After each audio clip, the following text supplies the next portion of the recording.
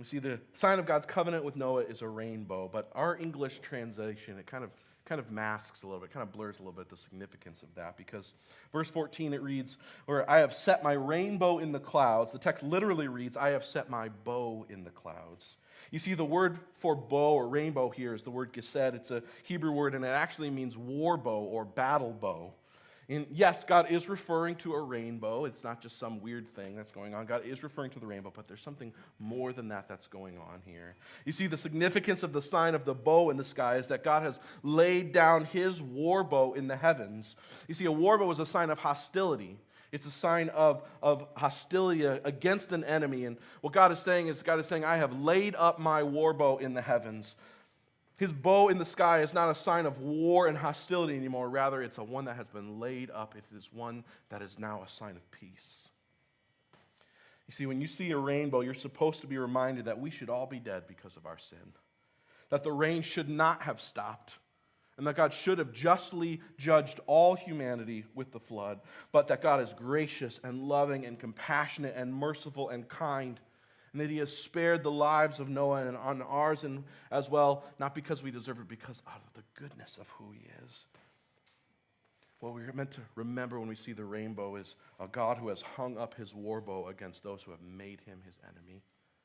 And God has made his peace with them. You see, but the significance of the rainbow is greater than Noah or the readers of Genesis could understand.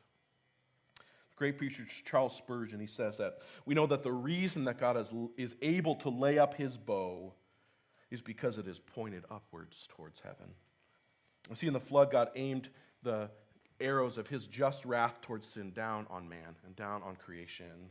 But in the rainbow, God is foreshadowing the direction that his just wrath for sin will ultimately go. You see, the rainbow isn't just a sign that God's promised that he will never deal with human sin by flooding the world. It's an indication of how he is going to deal with it in the end. You see, Charles Spurgeon, again, he writes, God has not stopped being a God of judgment. God has not stopped being a God of just wrath for sin, but now God's aiming his arrows of wrath somewhere else. He is aiming his arrows of wrath at someone else. You see, what we're seeing here is a foreshadowing, is a prefiguring of the work of Jesus. You see, God is saying, I will never again destroy earth again. I will never judge sin like this again. I won't get justice for sin by shooting the arrows of my wrath into men. Instead, I'll shoot it into myself, into my own son. You see, that's what the cross is. You see, on the cross, what Jesus is doing is he is absorbing God's just wrath for our sin. God is good and God is righteous and God is holy and God is absolutely opposed to sin. And you and I, we are all sinners by nature and choice. We have all rebelled against God. And what the cross is God absorbing that wrath. The cross is God pointing the arrows of his just wrath for sin at himself. You see, God does not just wipe our slates clean. The cross shows us that God pays the debt that we owe himself so that we could go free.